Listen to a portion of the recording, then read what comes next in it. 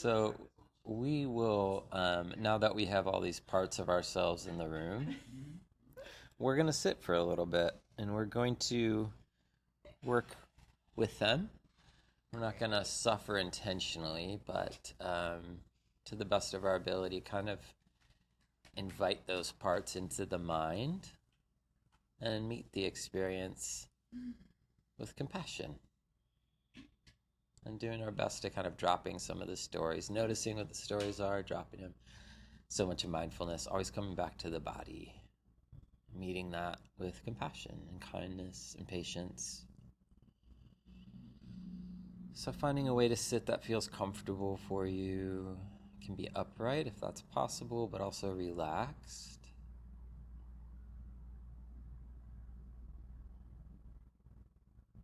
Eyes closed or eyes open, your choice.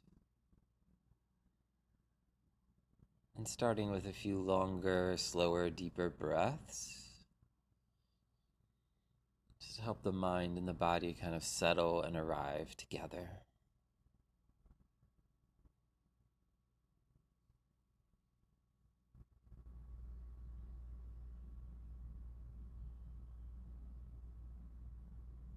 Sending this message to the nervous system that we're slowing down.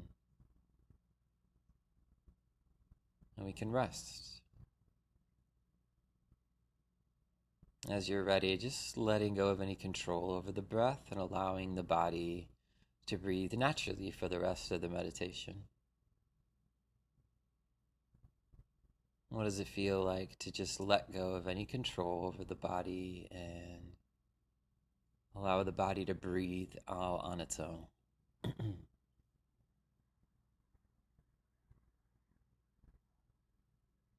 the same way that the body is resting on the cushion, allowing the mind to rest in the body and the rhythm of the breath.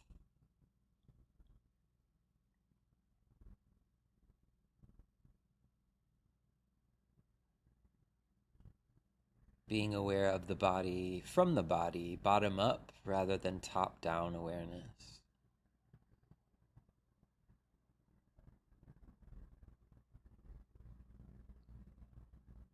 And setting intention just to be here for the next 15 minutes.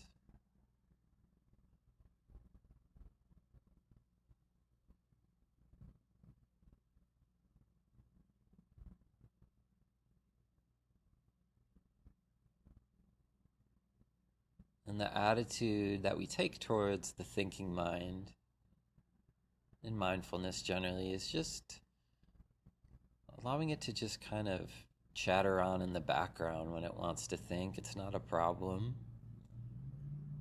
We're just kind of taking the power away from it and directing the intention towards the breath and the body.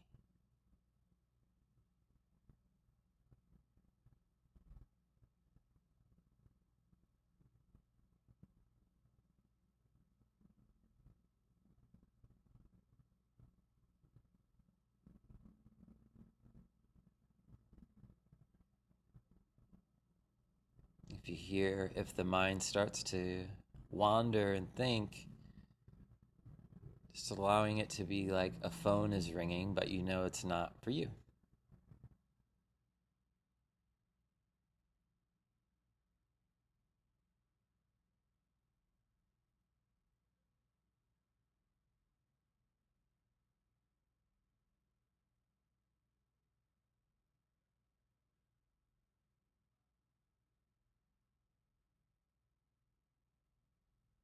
And as you settle in, just starting to notice the quality of the mind itself as well.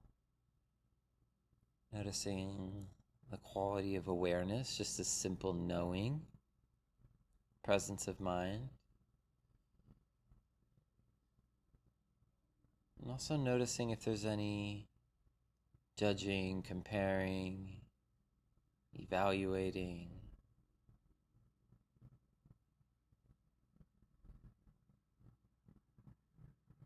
Noticing the process of the mind.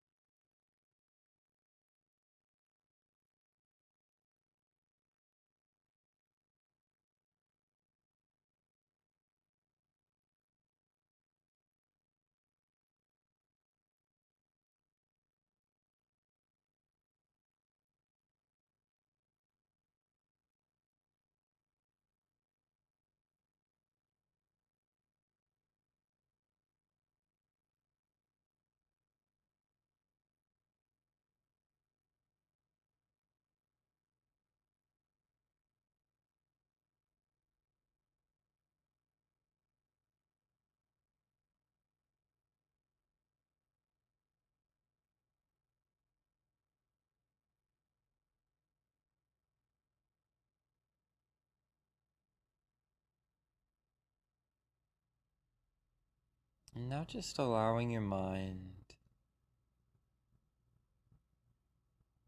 to bring up a recent moment when that critical inner voice was there. Maybe that was at work or with someone close to you or someone you didn't know that well. Just allowing your mind to hold that memory or experience. And as you let that memory in, notice what happens in the body.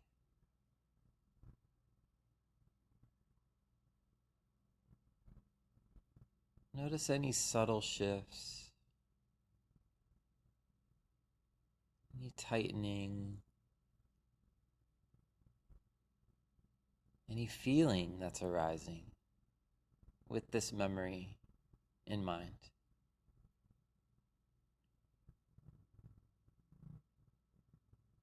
Just bringing the simple attitude of curiosity to notice what this inner critic actually is.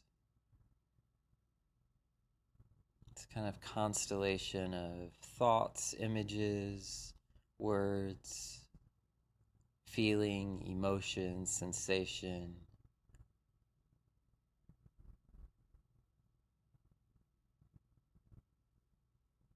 So allowing yourself to sit with this experience like you would sit next to a friend. Not getting pulled into it. Not getting pulled into the narrative. But sitting with the experience of the body and the emotions that may come up.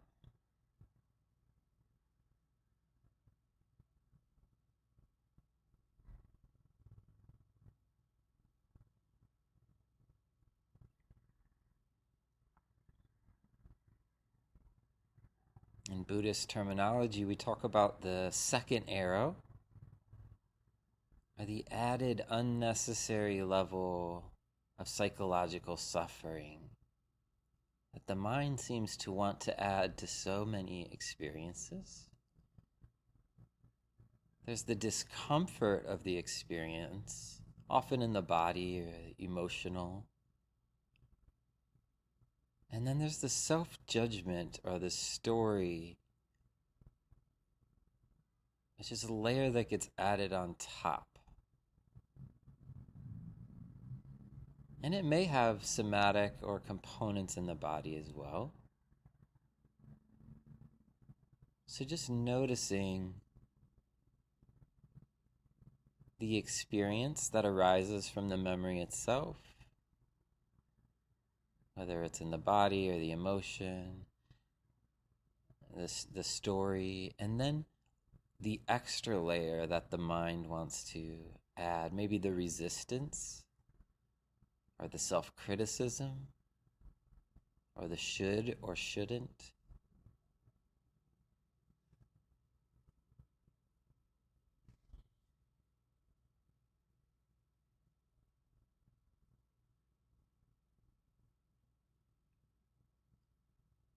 And then beginning to open the heart.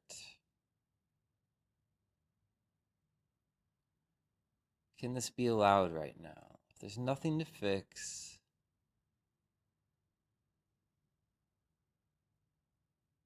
can I open my heart to this experience?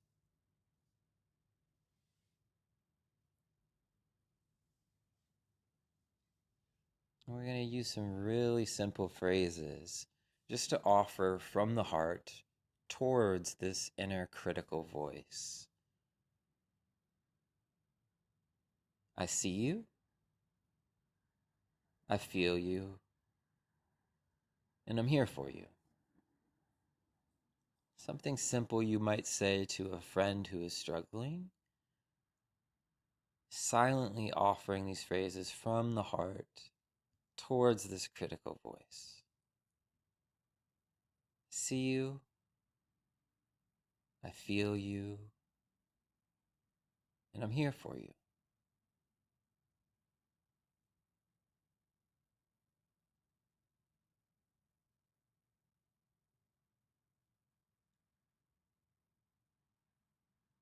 spending some time with those phrases at your own rhythm. Sometimes I like to sync them up with my out breath and breathe through the heart. Sometimes they just take on their own rhythm. So just playing for a few minutes with the phrases, offering from the heart towards this inner critic, noticing what arises.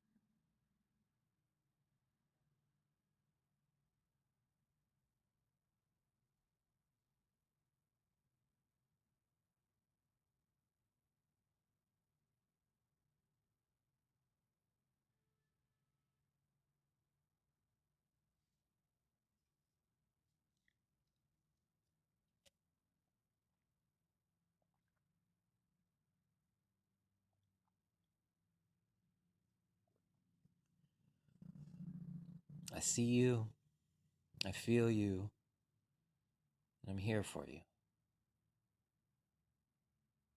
Offering the same love, kindness, compassion that you'd offer to someone you know who is struggling towards this part of yourself, this inner hater.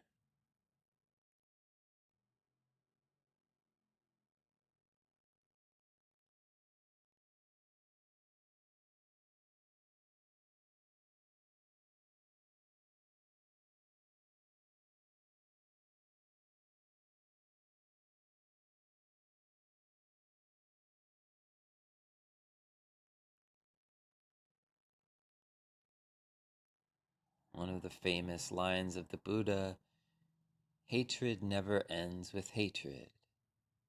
Only with love is hatred appeased. So ending the cycle of inner critic with meeting it with love.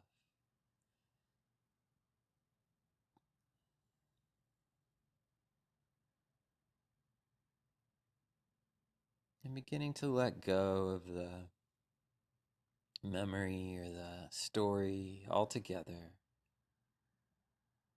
And you can even let go of the phrases too.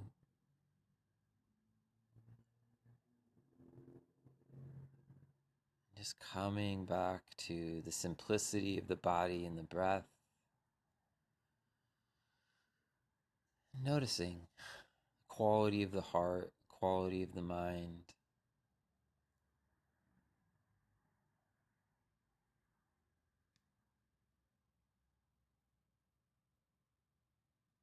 Maybe the stress, maybe the calm, maybe the tenderness, whatever's there.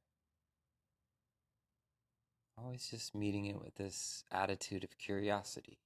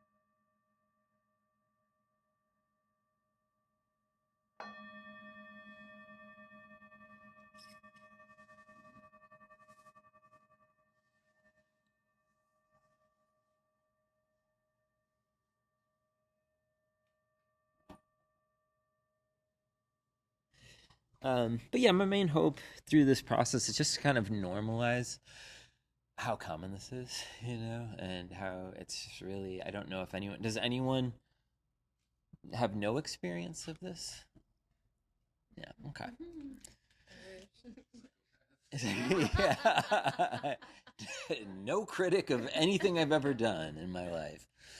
And one of the things too is just to normalize how common it is for it to show up in meditation. To recognize and start to hear that voice in meditation, I think is very common. And it can become more clear over time. Like, oh, that's what this is, right? This is just that part of me. Self-judgment, comparison, shame. It's funny that there's so many different like flavors of ways to criticize yourself. It's so common and so pervasive. And often I find that people try to meditate and say that they can't do it because the voice is too loud. It's like, I just can't sit with my mind because it's so cruel. But my thought is always like, well, it's there anyways. You're just sitting with it for the first time, so you're hearing it so clearly because there's less background noise often. I mean, with compassion, of course, but yeah. So there's no need to judge ourselves for judging ourselves. It's another point. I don't know if this came up in any discussion, right? There can easily be another layer of like, why am I doing why am I criticizing myself? In the internal family systems model, they call this a manager part. It is the idea being that people develop a self-critical voice in an attempt to improve or become better or to become, right? If I criticize myself enough, I'll be worthy or better or good or whatever that is. It's trying to help. So in Buddhist teachings, we talk about this image of the second arrow. And I wanted to just unpack that a little bit. So, like, the first arrow often is the aspect of experience that you can't, it's non volitional, that you can't really control, right? There's fear coming up, there's embarrassment, insecurity, anxiety, discomfort. It's kind of trying to tap into that into the meditation, these aspects that you can't, it's just arising. And then the second arrow that the Buddha says is the optional one is this critical self voice. What's wrong with me? I shouldn't feel this. I'm failing. I should be more regulated. And that's where I think there's some agency and choice. Maybe there's some of that is automatic, some of it can be volitional, but I think a lot of it often is just automatic. And through stepping back, you can see that there's a little bit of choice there. And I think often the deepest suffering isn't the feeling of the fear itself, but it's the voice on top of it that brings the most pain. It's this voice often of maybe a parent or a caregiver, or if someone was critical to you. Me, I just developed my own, just all on my own. I was able to raise that thing. But that judgment of self is often the most painful. And the Buddha used this word of there's a form of craving in it, never being enough, aversion to self, and craving to be better or different. So I have like a long history with this experience, as I'm sure a lot of people here do. For me, just like a really familiar experience from my early teenage years is just like this fear in my body that I didn't really understand, that developed in the years after I lost my dad, I think, but really, really confusing, very unpredictable, and scary. Developed a lot of anxiety around it. And so over time, I developed like a sense of self consciousness around that experience that I could not control. Just like a self critical overlay of like, something's wrong with you, or yeah, shut the fuck up, whatever that is that my mind would want to do. Or often it was just this feeling of like something feels off. And my mind would fixate on that feeling of like something's wrong. And so when I came to this practice, one of the things learning to meditate was that untangling these two parts and recognizing that the part that is yelling at myself or is really harsh on myself isn't the same thing as the feeling that's underneath. there was this reactive layer on top. And I realized, like, I can just be an afraid person. That's okay. I can be an awkward, uncomfortable person. That's okay. I don't have to beat myself up about it, if that makes sense. Over the weekend, Olivia and I went on a drive to go on a hike, and we were listening to an interview with Pema Chodron. Some of you may have heard of her. She's a Tibetan, well, she's an American, but was ordained in the Tibetan Buddhist tradition, in the Shambhala tradition.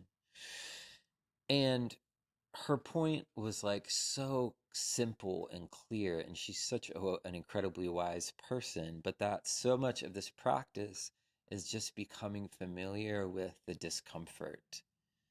It's learning not to run from that unease and to meet that experience directly.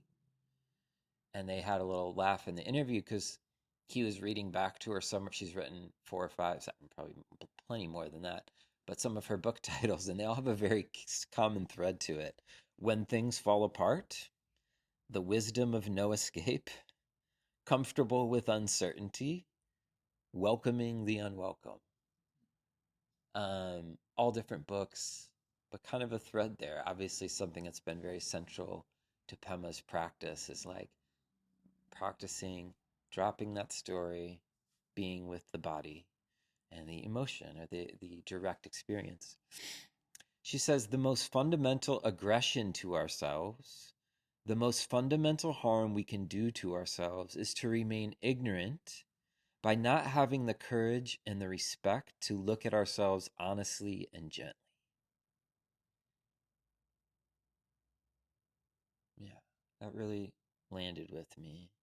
The most fundamental harm we can do to ourselves is to remain ignorant by not having the courage to and the respect to look at ourselves honestly and gently. So to drop some of the story and to really be with experience in this direct way, which is really what mindfulness is all about. So feeling in the body, story layered on top. And today there's a lot of different stories the mind can spin. And today we're talking about a particular type of that story or narrative, which is the inner critic.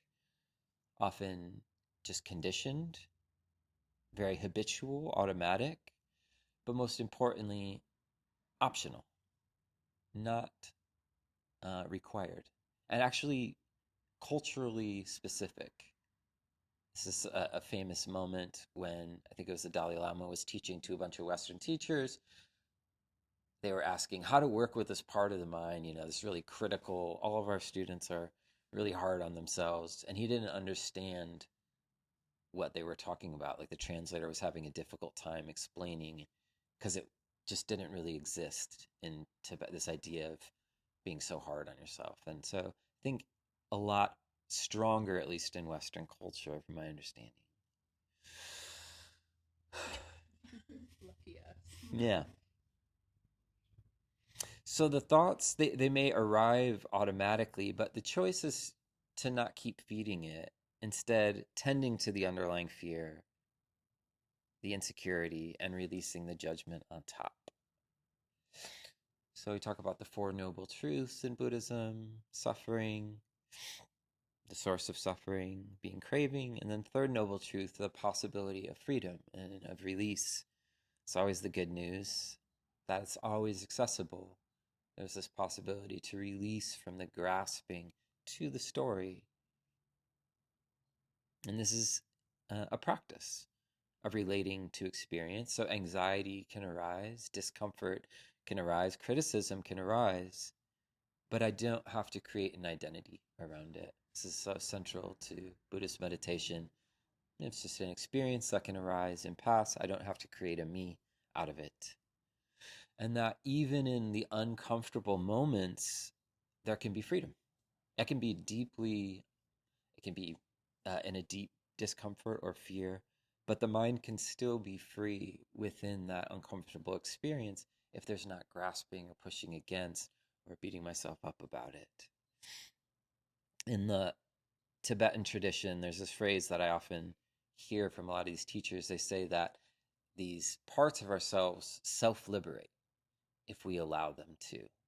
That the parts will liberate if we just stop the grasping and the kind of being entangled with them. This is something that I notice as a therapist when I'm in session with clients. If at times discomfort arises for me because of whatever is happening, and it's really become a practice for me over the last few months, is just to recognize this is something arising in my own experience, and I can meet this with patience and kindness and stay with what this person is telling me. Yeah, it's an important part about being a therapist, because I notice there's this part of me that wants to say, "Oh, what's happening? Here it, like here it comes. You're this critical voice starts to arise." But I'm starting to learn to relate to that part with just the spaciousness. Same way we do in meditation, it's possible to bring into daily life. Hey, how's it going? Hi. The bike shop's closed. We're just gonna have a meditation group tonight. You're all good. Yeah. Okay. Did you He'll need? be open tomorrow. Yeah. Yeah. Yeah. Sorry, man. We don't get that a lot, but it's fun when it happens. um. So yeah, just relating to these experiences, right? With rather than with aversion or with panic, just patience. So the practice isn't about creating a perfect mind, but learning how to meet experience without adding the unnecessary layer of suffering. Kind of like lowers the bar in a way, right? Not needing to be perfect, but just dropping this layer of expectation. And when the inner critic arises, as it often does, it's an opportunity for practice. Mindfulness, compassion. Pema says, the point is that our true nature is not some ideal that we have to live up to. It's who we are right now. And that's what we can make friends with and celebrate. And so in that celebration and connection, there's a possibility for freedom.